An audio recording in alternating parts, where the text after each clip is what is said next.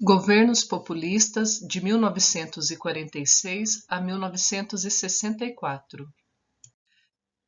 Nessa aula, nós vamos estudar 5 presidentes do Brasil que governaram entre os anos de 46 e 64. E é uma fase muito positiva do ponto de vista democrático, porque todos foram eleitos por voto universal. Não houve nenhum golpe para chegar até o poder, ou seja, todos disputaram de forma democrática uma eleição. Porém, todos governaram de uma forma populista. Então, vamos entender melhor o que é o populismo antes de falar do governo de cada um. Então, populismo é um fenômeno político ocorrido entre os anos de 1930 e 1960, embora encontremos até os dias atuais alguns traços, né, desse fenômeno. Marcado por paternalismo e autoritarismo, ou seja, o líder, o governante, ele passa aquela ideia de que é o pai da nação, que está preocupado com todos, porém com muitos traços autoritários.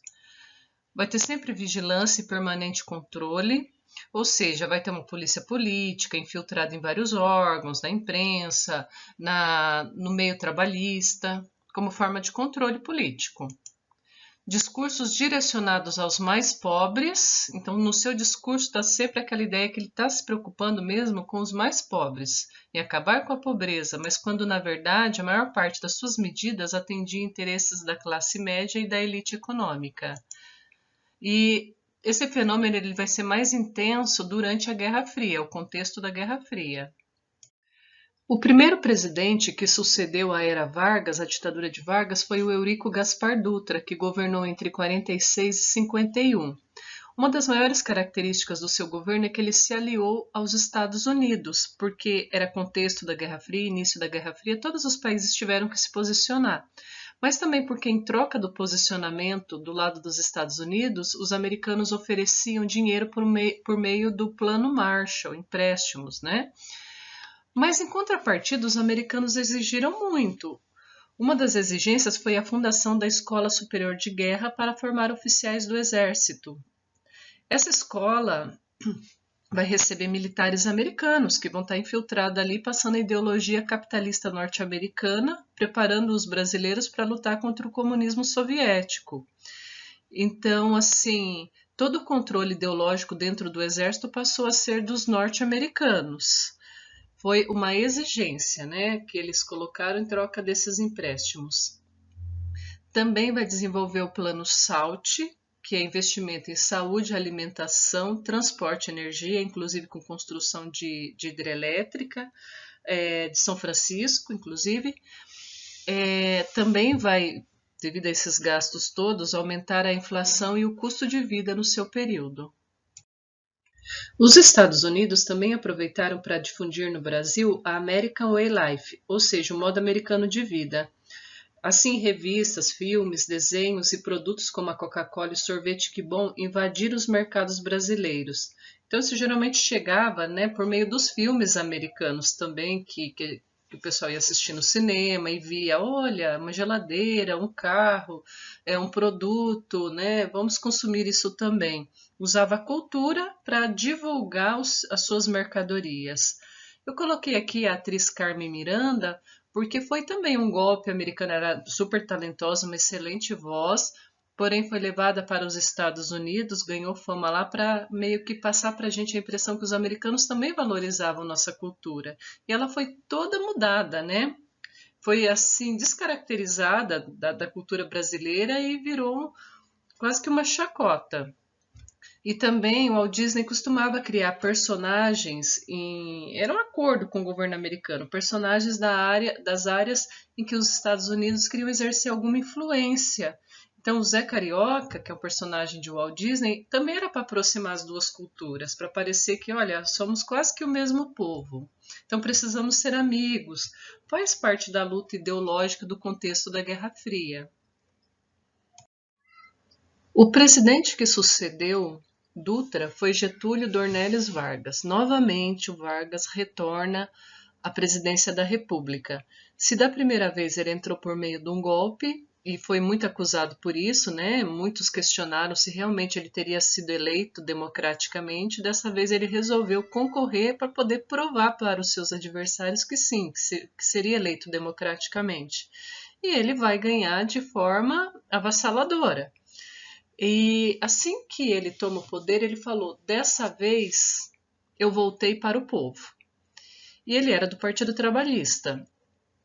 Então a gente vai ver agora as medidas que ele tomou e as consequências. Então ele vai criar a Eletrobras e a Petrobras em 1953, né? A Petrobras que é hoje uma das maiores empresas do mundo, até os dias atuais. Foi muito importante também para o Brasil, né? Essa independência em relação ao petróleo. Ele vai exercer um controle estatal sobre a economia.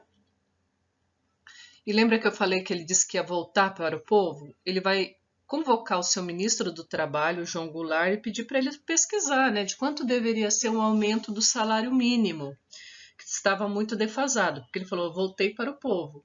O João Goulart também era do Rio Grande do Sul, tá, do mesmo partido, e esse ministro vai falar: olha, para o salário ficar bom, tem que dar um aumento aí de 100%. Pensem vocês, nos dias atuais, alguém declarar que vai aumentar o salário mínimo em 100%. Pensa nos patrões, pensa na elite do nosso país. Você ficar feliz em aumentar o salário do seu trabalhador em 100%. Quando Getúlio faz esse anúncio, ele já não tinha tantos apoiadores. Não estou falando entre a população, estou falando entre a elite política. Ele vai romper de vez com alguns segmentos sociais, entre eles a classe dos patrões. Então, nesse momento, vai se consolidar toda uma luta da elite econômica para derrubar o Getúlio Vargas, porque onde ele chegaria? Já estava dando esse aumento, né? Então, assim, ele vai virar inimigo dos grandes empresários brasileiros, porque acho que ele está mais do lado do povo agora do que do lado da elite, porque sempre foi assim no Brasil. Ele vai virar inimigo dos norte-americanos. Por quê, professora? Ele vira inimigo dos norte-americanos? Porque, entre outras medidas, ele cria a Petrobras. Antes eram empresas principalmente americanas que exploravam o nosso petróleo e ele vai proibir. Passa a ser a empresa do Brasil. Então, os Estados Unidos perderam aqui, né, a mamata. Então, ele também vira inimigo dos Estados Unidos. Não só por isso, porque também tem muitos empresários, muitas multinacionais já no Brasil nesse período e que vinham para cá porque o salário era baixo e agora ele está mostrando sinais de que quer melhorar o salário e as condições trabalhistas, então passou a desagradar a elite. Nesse período vai ter um político que era inimigo dele, politicamente falando, né? E que vai sofrer um atentado, no qual seu segurança morre, não ele, e vão atribuir essa tentativa ao Getúlio Vargas. Então a imprensa também, que era da elite, começa a difamar o Getúlio Vargas. Vai se intensificar uma campanha antigetulista nos principais órgãos de imprensa, lembrando que eles são da elite, né, econômica. A pressão foi tanta que o Getúlio não terminou seu mandato. Ele vai se suicidar com um tiro no coração no dia 24 de agosto de 1954. Até chegar a data das próximas eleições, quem vai governar é o Café Filho, seguido por Carlos Luz e Nereu Ramos. Eu vou ler para vocês um trechinho final aqui da carta Testamento de Vargas, para vocês entenderem melhor quem ele considerava seus inimigos. Meu sacrifício vos manterá unidos e meu nome será a vossa bandeira de luta. Cada gota de meu sangue será uma chama imortal na vossa consciência e manterá a vibração sagrada para a resistência. Ao ódio respondo com perdão, e aos que pensam que me derrotam respondo com a minha vitória. Era escravo do povo e hoje me liberto para a vida eterna. Mas esse povo de quem fui escravo não mais será escravo de ninguém. Meu sacrifício ficará para sempre em sua alma e meu sangue terá o preço do seu resgate. Lutei contra a expoliação do Brasil, lutei contra a expoliação do povo, tenho lutado de peito aberto, o ódio, as infâmias, a calúnia não abateram meu ânimo. Eu vos dei a minha vida, agora ofereço a minha morte, nada receio, serenamente dou o primeiro passo no caminho da eternidade e saio da vida para entrar na história. O presidente que sucedeu o período do Vargas foi o Juscelino Kubitschek de Oliveira, que governou de 56 até 61. Na sua campanha, ele tinha como lema 50 anos em 5, ou seja, ele falava que ia fazer o Brasil, nos 5 anos do seu mandato, crescer economicamente o equivalente a 50 anos. Mas para isso, assim que ele assume, ele começa a desenvolver um projeto chamado Plano de Metas, que era um programa que pretendia o rápido desenvolvimento industrial do país com a ampliação dos setores de energia, transporte, educação e alimentação. Para isso foi mantido o controle estatal sobre vários setores da economia, ao mesmo tempo que abriu o país para o capital externo. Ele vai oferecer facilidades a empresas estrangeiras para a instalação de suas indústrias. Então vão vir muitas multinacionais para o Brasil nesse período, e principalmente automobilísticas e de eletrodomésticos. Entre as automobilísticas vieram, por exemplo, Ford, General Motors, Volkswagen, Mercedes-Benz, Scania, Chrysler, Cinca, Toyota, enfim. E de eletrodomésticos vai entrar no Brasil a Arno, a Valita, a General Electric. E grande parte dessas empresas elas vão ser instaladas no ABC Paulista, tá? Que abrange Santo André, São Bernardo do Campo e São Caetano, pois era uma região próxima ao Porto de Santos.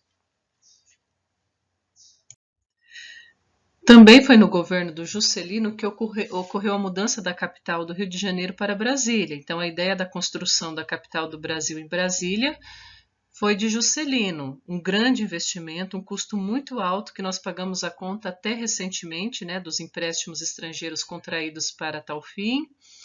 Brasília foi inaugurada no dia 21 de abril de 1960. Não podemos deixar de considerar a importância cultural dessa obra, né, planejada por Oscar Niemeyer e Lúcio Costa, é uma obra muito visitada por turistas, principalmente formados em engenharia e arquitetura no mundo inteiro, é uma referência no mundo. E o que o Juscelino alegava para mudar a capital? Então ele falava que queria povoar essa região central do Brasil, garantir mais segurança, né, mais soberania nessa região, também levar tecnologia, trabalho, enfim, que ele considerava essa região muito desurbanizada. Mas os críticos apresentam também outra versão, que na verdade ele queria afastar os políticos brasileiros, as lideranças políticas no controle do país, das manifestações populares, porque até então Brasília, lá no início, era um local de difícil acesso. Então, ali no Rio de Janeiro, qualquer erro, qualquer tropeço do governo, o povo estava manifestando em frente à sede do governo.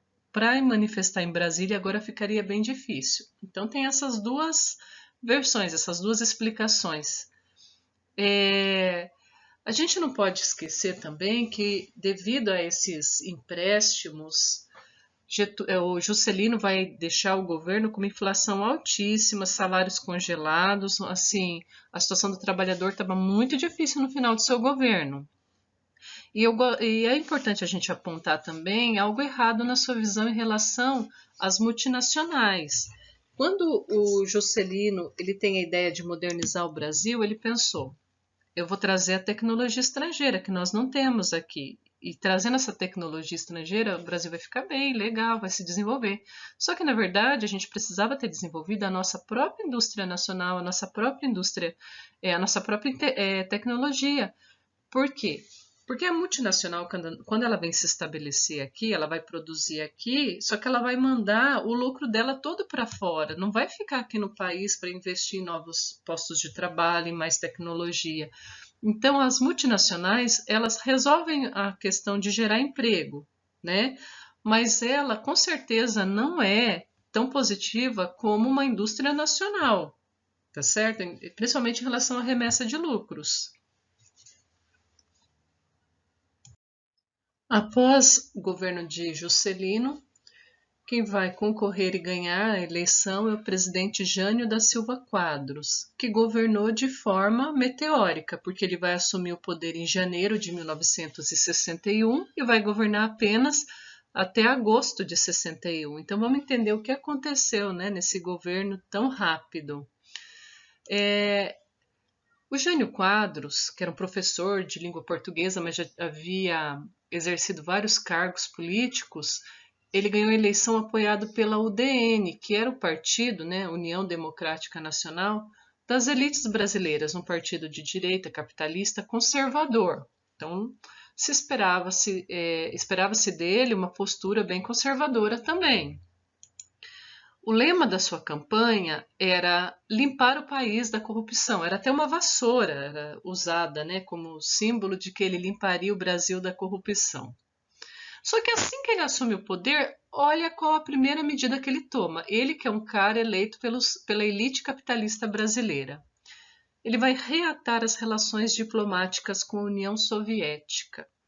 Isso vai causar um alvoroço, né? Porque como que alguém que a elite capitalista votou vai lá e reata relações diplomáticas com a União Soviética? Ele alegou o seguinte: eu sou capitalista, porém, se a União Soviética me oferecer qualquer acordo econômico que seja vantajoso para o meu país, eu não vou ficar vendo se é capitalista ou socialista. É isso que eu vou fazer. Só que, querendo ou não, ele vai desagradar essa elite que o apoiou. Aí, na sequência, como a gente vê na foto ao lado, ele vai condecorar o Ernesto Che Guevara com a Ordem do Cruzeiro do Sul. Ou seja, o maior líder guerrilheiro comunista, né, que lutou, ele era argentino, mas ele participou grandemente da Revolução Cubana. E ele vai dar uma medalha, a Ordem do Cruzeiro do Sul, que é a maior homenagem que o governo brasileiro pode dar para alguém. Eu imagino que a elite na época deve ter ficado muito atordoada, mas o que está acontecendo, né? Vai tomar outras medidas que não foram tão polêmicas quanto essas, né? Que eu ressaltei essas aqui. O fato é que depois de tudo isso, do nada, ele aparece renunciando no dia 25 de agosto de 1961. Foi lá, né, e falou: olha, estou renunciando ao cargo de presidente. E até hoje não há nada em história oficial dizendo foi por esse motivo. Porque ele nunca disse o verdadeiro motivo, ele só falou assim: forças terríveis me obrigaram a isso. Então, o que são essas forças terríveis? Nós oficialmente não sabemos. É claro que vários historiadores têm a sua versão, né? Mas oficialmente não temos nada. Bem, com a renúncia de um presidente, quem deve assumir, se isso ocorrer no meio do mandato, é o vice-presidente. E quem concorreu à vice-presidência e ganhou foi o João Goulart, né? Também conhecido por Jango. Lembra quem é o Jango? O Jango era o ministro do Trabalho lá do Getúlio Vargas, que tinha dado um aumento de 100% para os trabalhadores, que culminou em toda aquela revolta contra o Getúlio, né? Foi um dos principais motivos. O João Goulart tinha concorrido a vice, só que naquela época você votava para vice, podia ser de outro partido, não precisava ser do mesmo partido da pessoa que você votou para presidente. Então, ganhou um presidente de um partido e um vice do outro, né? Porque o João Goulart ele não estava junto com o Jânio Quadros. Bom, já que ele era o vice, né, com a renúncia, foram atrás dele, ele precisava assumir o poder. Só que ele estava na China comunista na ocasião. Olha só, ele não era comunista, preciso deixar bem claro. Ele não era comunista, tanto ele como Getúlio Vargas eram super capitalistas, eles eram estancieiros, criadores de gado lá no sul, porém, eles tinham uma visão muito trabalhista, eles tinham a ideia de melhorar muito a condição de vida do trabalhador no Brasil, sem deixar de ser capitalista. E ele tinha ido conhecer, ele foi convidado, ele foi conhecer lá algumas questões, né, da China. Aí, gente, todo mundo no Brasil, da elite brasileira, que estava lá no Congresso, da elite política brasileira também, tinha desconfiança, não queria o Goulart no poder, porque seria ele é o filhotinho político do Vargas naquela época. Então o Congresso falou: não, se esse cara tomar o poder, ele vai continuar aquelas ideias do Vargas, a gente não pode deixar ele tomar o poder, vamos arrumar um jeito. E vão dar um golpe no João Goulart. Eles vão mudar, o Congresso vai mudar o Brasil de presidencialismo para parlamentarismo. Quando ele volta para assumir o poder, ele só tem o poder de primeiro-ministro, não de presidente. Só que isso foi ilegal. Você não pode mudar uma lei dentro de um mandato. Você pode até ver se a população, por meio de um plebiscito, quer mudar o regime para parlamentarismo. Mas isso tem que passar por uma aprovação popular e entrar em vigor na próxima eleição. Pela Constituição em vigência, o João Goulart era o presidente legítimo, tá? E isso vai gerar muita revolta no Brasil, porque o povo votou nele porque queria ele, entendeu? Então vai ter muitas manifestações em vários setores aí das camadas mais baixas, brigando para que o João ele possa assumir como presidente, ter os poderes de presidente. Aí vai aumentar muito essa campanha no Brasil, até por meio do rádio, e vai acabar realmente tendo esse plebiscito popular para dizer se o povo quer ou não parlamentarismo. E no dia 6 de janeiro de 63, o povo decidiu que o João Goulart deveria sim assumir como presidente, porque foi assim que votou nele, né? Se votou para vice-presidente, então ele se tornaria. E assim que assumiu, é como eu falei, ele era bem trabalhista. Ele vai, quando ele assume como presidente, né, a partir de 63, foram cozinhando ele de 61 até 63, só em 63 que ele pôde assumir como presidente, tá? Então, o que vai ocorrer? Ele assume e vem com uma proposta de reformas de base. Ele quer fazer várias mudanças no Brasil para diminuir o abismo social que existia no Brasil, que existe, né? Mas, enfim, ele propôs a reforma agrária, ele queria pegar as terras improdutivas e distribuir entre os trabalhadores sem terra. E a ideia dele era muito boa, porque ele também ia controlar o que ia ser produzido por esses sem terras, porque a produção tinha que beneficiar todo o Brasil. Eles teriam que plantar, por exemplo, artigos que fosse alimentar a população brasileira e não para exportar. Outra ideia dele era aumentar o número de vagas nas universidades para as pessoas mais pobres, os filhos, né, das famílias mais pobres, que não estudavam, não entravam em universidade nenhuma naquele contexto dos anos 60. Ele também queria ampliar os direitos dos trabalhadores da cidade para os trabalhadores do campo, porque não era cumprida a Constituição trabalhista no campo, o trabalhador rural não ganhava nem o salário mínimo, então ele queria ampliar esses direitos. Ele também vai voltar a fazer um controle da exploração das multinacionais no Brasil, fazendo com que elas também deixassem parte do lucro no Brasil, que vai desagradar essas multinacionais. Então, resumindo, quando ele propõe essas reformas, ele vai incomodar os grandes proprietários de terra, ele vai incomodar as multinacionais estrangeiras, logo os Estados Unidos, os empresários também, né, que vão ter que pagar salário. Enfim, a elite está percebendo que o filho do pobre também vai poder entrar na universidade. Isso vai gerar uma revolta. A elite brasileira vai começar a tramar um golpe para não deixá-lo colocar em prática essas medidas. Então vamos ver o desfecho dessa história. Em 19 de março de 64, vai ocorrer a Marcha pela Família com Deus e pela Liberdade, pedindo a saída de João Goulart do poder. Essa marcha foi realizada pela elite política e econômica do país, que temia que as reformas de base propostas pelo João Goulart viesse a desestabilizar o seu poder sobre a grande classe popular trabalhadora. E quem vai participar, né, desse movimento? A gente vai ter a classe média, burguesia, setores conservadores da Igreja Católica e militares, que alegavam que João Goulart era comunista, que não era, e que também ele tinha pacto com o diabo. Então isso mostra o desespero dessa elite diante do anúncio das reformas de base, que poderia transformar um país com mais igualdade social, no qual tornaria meio difícil explorar tanto as classes trabalhadoras, se essas medidas viessem realmente a ser colocadas em prática. Em 31 de março de 64, o exército realizou um golpe e o presidente refugiou-se no Uruguai. É um golpe no qual o exército foi o braço forte, mas as ideias vieram das elites econômicas do país e também dos Estados Unidos. E vão implantar um regime que se caracterizou pelo centralismo político e um extremo autoritarismo. Nesse período, a sociedade brasileira viveu sob torturas, assassinatos e desaparecimentos. atitudes que faziam parte do conjunto de medidas repressivas. Assim, era o fim da República Populista e o início do regime militar, que vai durar mais de 2 décadas.